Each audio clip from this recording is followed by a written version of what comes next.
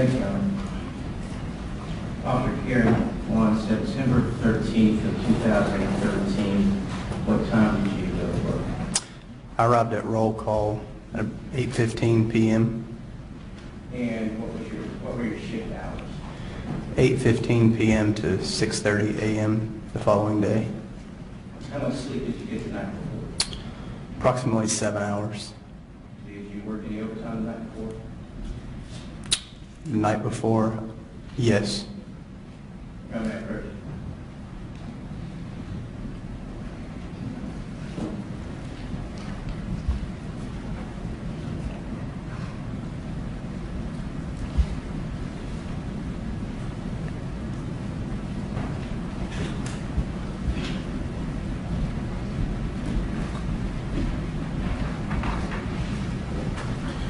Showing you what I have marked as Defendant's Exhibit 82. Can you tell the court what that is? Yes, that's the off-duty sheet that I filled out and submitted to the company that I work for. And is that with the authorization of CMPD? Yes, sir.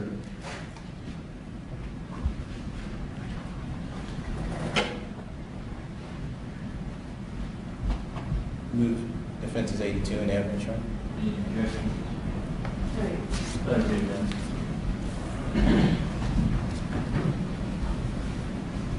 Officer Kerrick, is this the off-duty that you worked on September the 12th, one day prior to September the 13th? Yes, sir, it is. And was this approved by the Charlotte-Mecklenburg Police Department?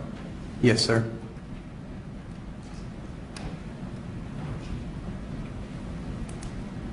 And it shows that you worked a little over 7 hours, is that correct? Yes, sir.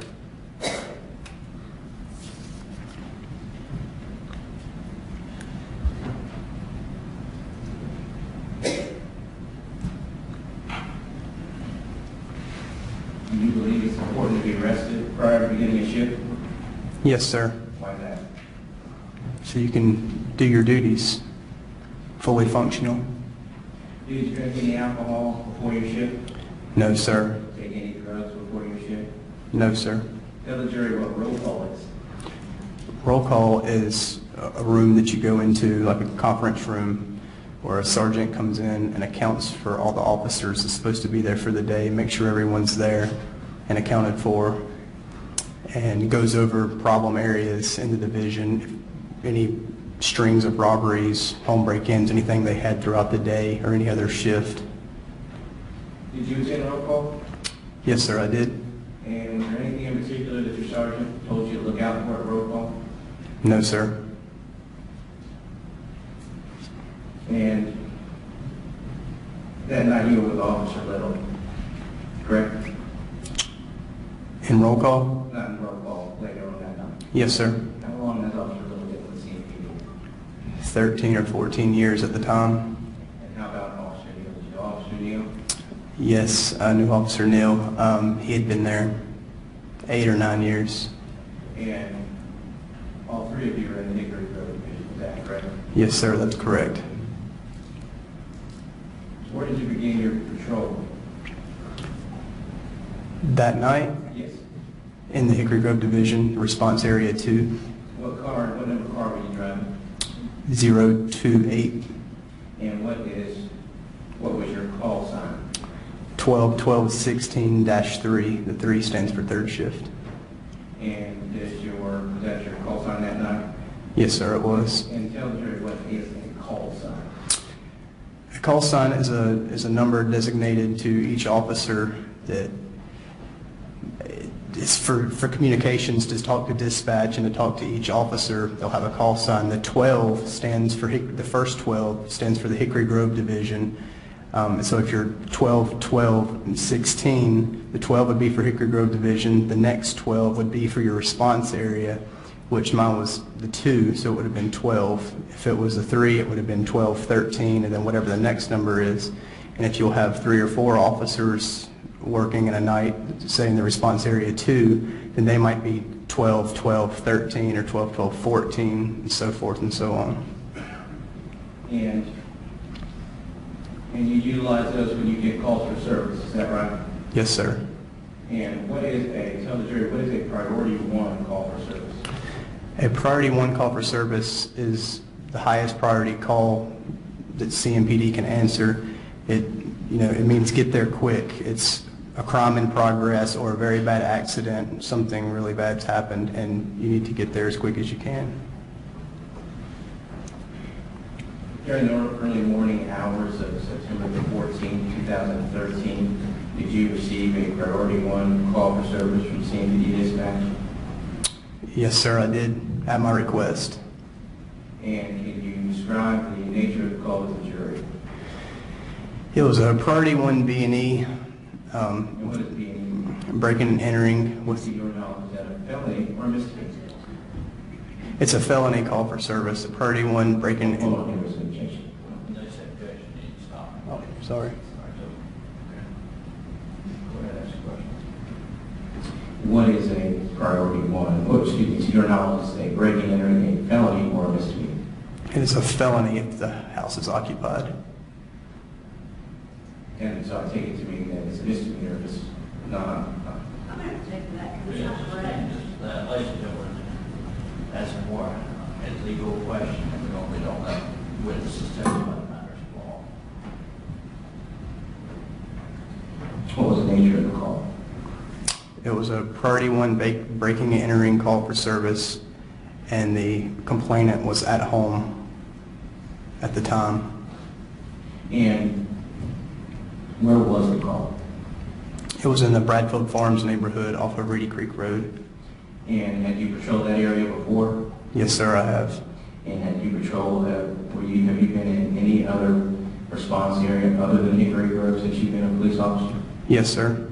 Which other areas? I've been in the response area 1, the 2, and the 3, but I've been assigned to the 2. Okay. But that's all within Hickory Grove? Yes, sir. You haven't been outside of Hickory Grove? I have a few times just to answer a few calls for service to help other divisions if they need assistance. Why did you add yourself to the call? Because it was a priority one breaking and entering call, and the homeowner was at home at the time.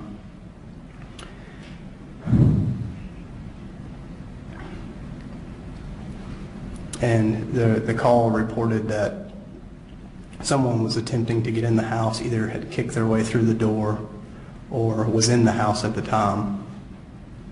And when you added yourself to the call, on the route to the call, did you turn on your blue lights and sirens? Yes, sir, I did. Why did you turn on your blue lights and sirens? I ran my emergency equipment so I could get to the residence as fast as I could. And when you got to did you ever turn them off? I turned off my emergency equipment approximately a quarter of a mile from the residence. Okay. And why did you do that? I did not want to alert the suspect that I was close to the scene so we could try to catch him in the act before he ran.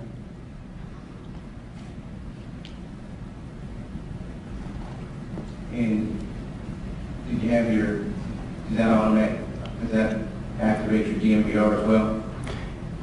Activating your emergency equipment, your DMVR comes on as well, yes, sir. And can officers erase footage on your DMVR? No, sir.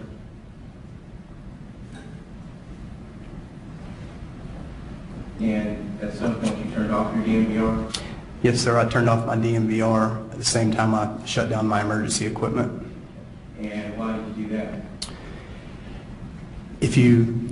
If I had arrived at the scene and there wasn't anything there, then I would have parked my patrol car and it would have just recorded darkness. There wouldn't have been anything there. Typically, I would use my DMVR if I was going to work a DWI or anything like that. So instead of wasting all the space on the DMVR, For a DWI. because you need all of that on camera, you're going to have someone standing. Let's finish your answer first, explain why you did in this instance. Well, in this instance, because if I would have parked my patrol vehicle in front of the residence, it would have been facing just the front of the car. The camera doesn't turn with you, and it would have been recording nothing. And if I had to do a B&E report, a breaking and entering report call, and then possibly process the scene as well as a crime scene officer, then it would have just a lot of stuff recorded that's nothing. How is that different from a DWI? Because with a DWI, you would have somebody standing in front of the car performing the field sobriety testing, and everything needs to be recorded directly in front of the vehicle. I don't have a question.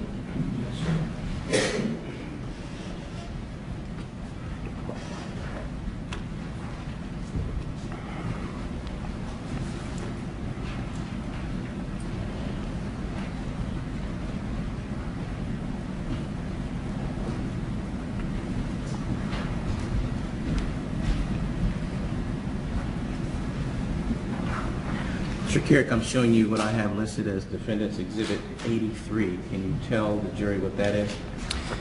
Yes, sir. This is the computer screen in a patrol vehicle.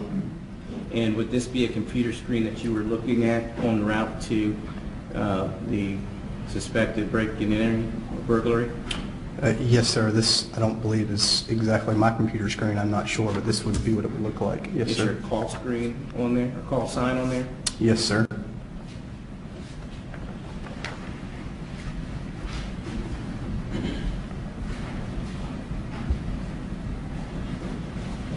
New defense is 83 and evidence shown.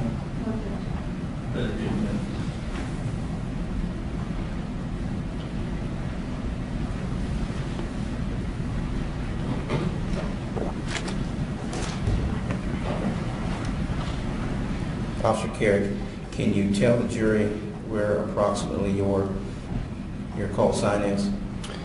My call sign is 12-12-16-3, which would be the one at the top that you can see. Tim?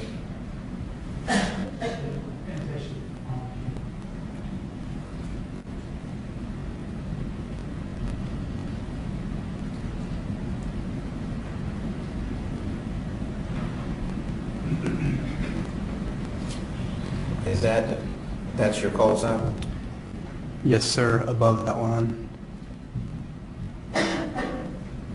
And tell the jury what this AR next to it means.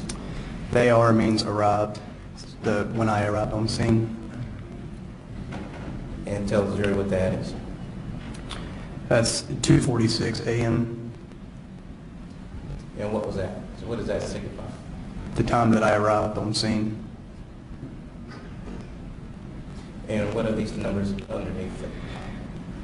Each call is assigned a set of complaint numbers, and that's the complaint numbers that you would have for a report if you had to do a report. Tell the jury what this information is. That's a B&E residential occupied. It's a residential breaking and entering, and the house is occupied at the time. And what does this JST-OCC mean? It means it just occurred. And does that mean it just occurred at this address? Yes, sir, that's correct. 7507 Reedy Creek Road.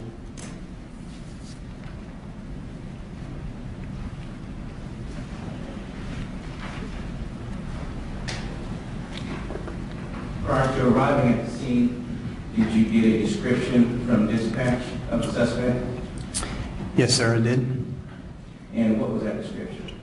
It was, from what I recall, I believe it was a black male, approximately 6 foot tall, and 200 pounds, wearing a greenish colored shirt, muscular build, and pants. And to your knowledge, did you know if the suspect and the victim of the burglary knew each other? An officer had, I'm not sure who, an officer had asked dispatch if the complainant and the suspect knew each other, and she advised that they did not. And are you familiar with the area? Yes, sir, I am. Did CPD dispatch ever confirm whether or not the suspect was armed? No, sir, she did not. How long did it take you to arrive on scene? Approximately 5 to 8 minutes running emergency traffic. And when you arrived, what did you observe? When I arrived, I pulled up just below the driveway of the house. I shined my spotlight as I pulled up in the yard. It was very dark, The yard was dark. I didn't notice any lights on inside the house at all. It was just a little odd to me. Because the woman was calling 911 saying someone was kicking in her house, trying to force their way in, or had kicked through the house. It was strange to me that there were no lights on in the house. I didn't see anybody. I didn't see any lights on outside. Nothing. How many other people were there when you exited your vehicle? No one. Did you communicate to anyone about what you saw? After I exited my patrol vehicle, I proceeded up the driveway. As I exited my vehicle, I heard some loud grunting and screaming sounds coming from Pool House Road. I kind of just ignored it at first, and I was going to go check on the complainant. As I proceed up the driveway about middle ways, I heard it again, very loud screaming. I thought two people were arguing. About that time, I noticed another patrol vehicle was proceeding from the opposite direction that I was coming from, and I wasn't sure who it was, but ended up being Officer Little. He rolled down his window. I turned around and advised him that there was some yelling and screaming coming down the pool road. We should go check it out. And so you never talked to the owner of the home, who we now know is Sarah McCarthy? No, sir, I did not. And why didn't you? With the house being very dark, and from what I could tell from the front yard, the house appeared to be secure. But I knew that there was something going on down the pool road, and there was a good chance that it easily could have been the suspect who had taken the complainant, or I at least thought it could be the suspect from the home break-in, and I felt it necessary that we should really go check that out. What did you do next? Well, after I advised Officer Little of what I heard, he just proceeded down that way, just took off. He turned right down Pool House Road, and I turned around and got back into my patrol vehicle to go back him up. As I'm walking to my patrol vehicle, I noticed another patrol car coming from behind me. I wasn't sure at the time who that was, but I assumed they would either stay at the residence and try to make contact with the complainant or follow us down there. And when you got back in your car, where did you go? I turned left to go back up Officer Little. I didn't want him to go down there and check out what I was hearing by himself. And when you got down there, did you see anybody? As I pulled down Pool House Road, Officer Little was a good ways in front of me at first, and I called up to him, and then I noticed a black male matching the description of the home break-in. And what was that description? A black male, approximately 5'9", 6 foot tall, 200 pounds, wearing a greenish colored shirt and pants. Any other person that you saw in that area at that time? No, sir. Were there any vehicles, wrecked vehicles, anywhere around that you saw? No, sir.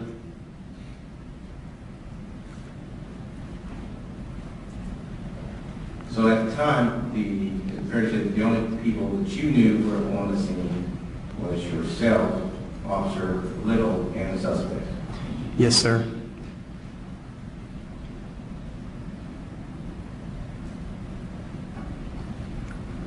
And you said that person matched the exact description you got from CMPD dispatch?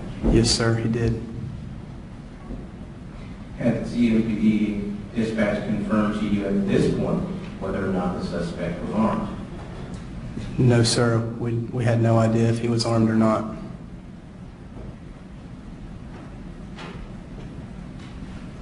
How far in distance was the suspect from 7507 Reed Creek Road? Less than 1/8 of a mile. Could you see the 7507 Reed Creek Road from where you were? Yes, sir, I could.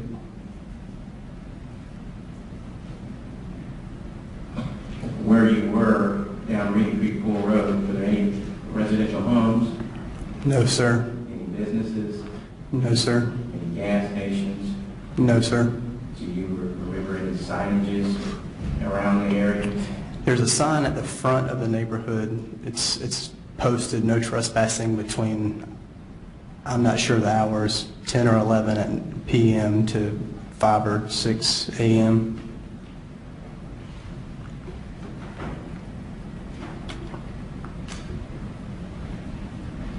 You didn't see any other vehicles besides your car and Officer Bill's car, is that right? No, sir, there were no other vehicles there.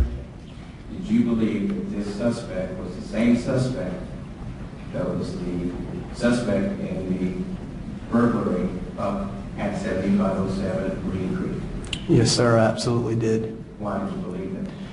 I had no reason not to believe that, based off of his description and his location and proximity to the time.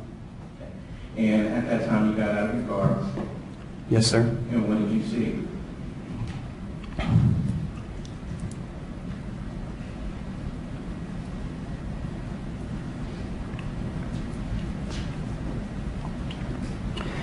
The suspect was walking towards Officer Little's direction. Officer Little was out of his patrol vehicle. He had his taser drum in his hand.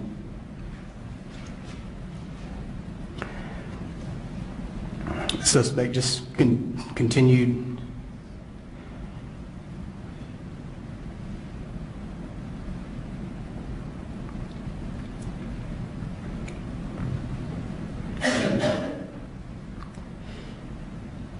Continued to advance Officer Little. Did the suspect ever say anything? I couldn't hear him saying anything. Did he ever say the word help?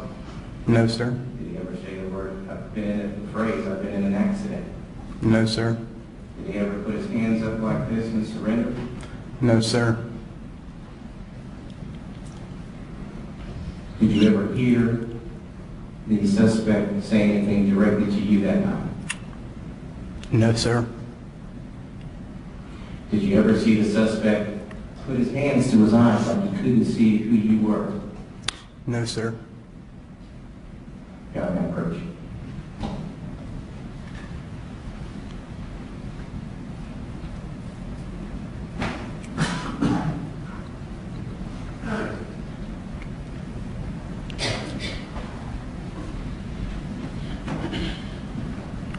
Officer Kerrick, I'm showing you what I have, we've already marked as defense exhibit number 9. Do you recognize this? Yes, sir, I do. What is that? That's an aerial view of my car and Officer Little's car. Please report if I can have Officer Kerrick step around your office.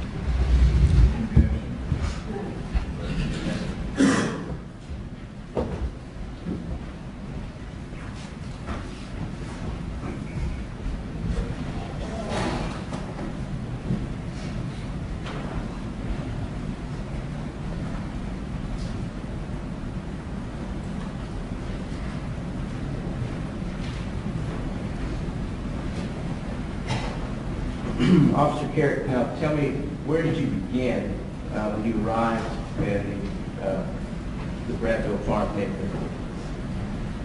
Where there's a mailbox. You can see there's a little mailbox there. That's where I started. And where did Officer Neal come from? Neil came from this direction, which is the Harrisburg Road. And when you saw him approaching, did he have his blue lights inside the door? No, he did not. And what about Officer Little? Officer Little came from the opposite direction. And where did your car end up? This is my car here, And where's Officer Little's car? right here. And when you first saw the suspect, where was he approximately? It's about right in here. So between, on the sidewalk and the grass, Right at the edge of the sidewalk in the grass. and were the conditions like this? No, it was dark. And how was the lighting in the area? There were a few street lights, but it was still fairly dark. Is this a smooth, flat surface over here to the left? It's pretty smooth over here, this side, and you got this little drainage ditch here. I'm not really sure about that here. Okay. How about on this side? Is this side smooth, flat? No, there's a really deep ditch right here, right beyond these trees. And where were you positioned? Where were you positioned? When I exited my patrol vehicle. Yes. Just right outside the driver's side door. And where was Officer Little? He was right outside the driver's side door, and I think he stepped forward just a little bit.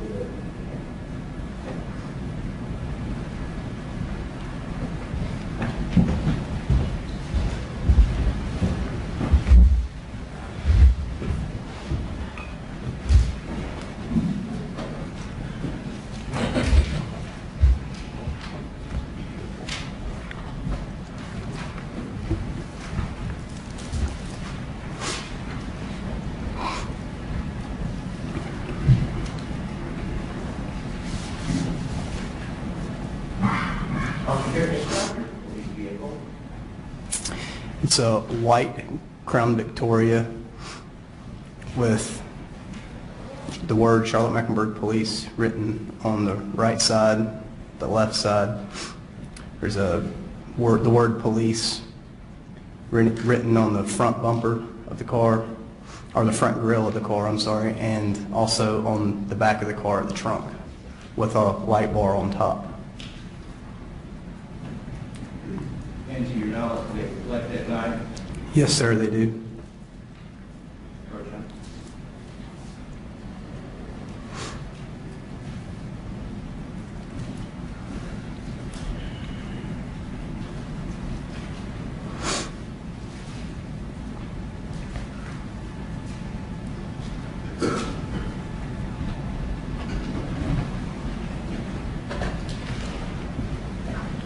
Officer Kerrick, I'm showing you what I have marked as Defendant's Exhibit 84. Can you tell the jury what that is? Yes, sir, that's my patrol vehicle. And from what angle is that being shown? The side, the left side. Defendant's Exhibit 85. Yes, sir, that's again my patrol vehicle from the rear of the car. And is that during the daytime or the nighttime? Daytime. Showing you what I have marked as Defendant's Exhibit 86. Can you tell me what that is? That is the left side of my patrol vehicle at nighttime. And are the letters hard to read or are they illuminated? They're illuminated. How do you know it's your car? It's 028, which is my signed patrol vehicle. And on the Defendant's Exhibit 87, what is that? That is the rear of my patrol vehicle at night. And Defendant's Exhibit 88. This is the front of Officer Little's patrol vehicle at night.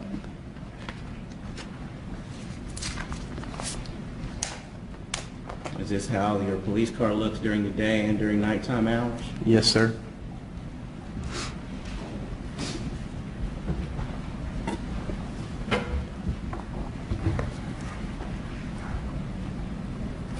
Was Officer Little's car marked the exact same way? Yes, sir.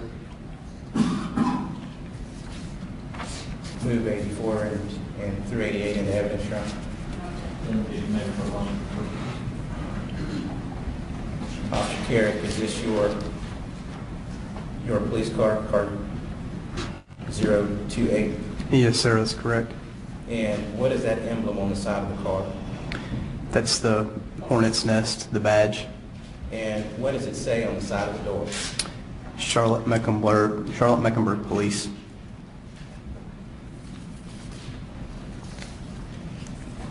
Officer Kerrick, is this the rear of your vehicle? Yes, sir.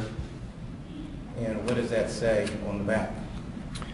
Police, and then emergency 911, and my car number 028.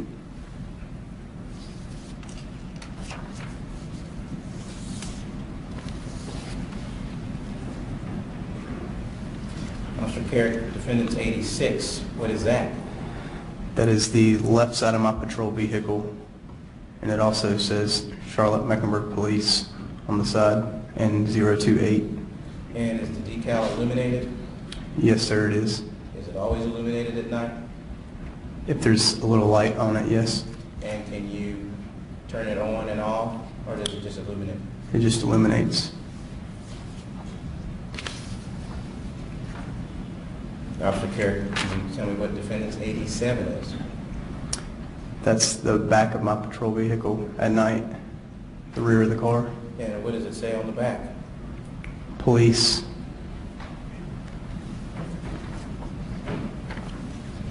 And this picture from a distance, what is this a picture of? That's a picture of Officer Little's patrol vehicle. And what does it say on the front? Police. And tell the jury, what is this thing on the top of that, on the top of your police car? That is the light bar.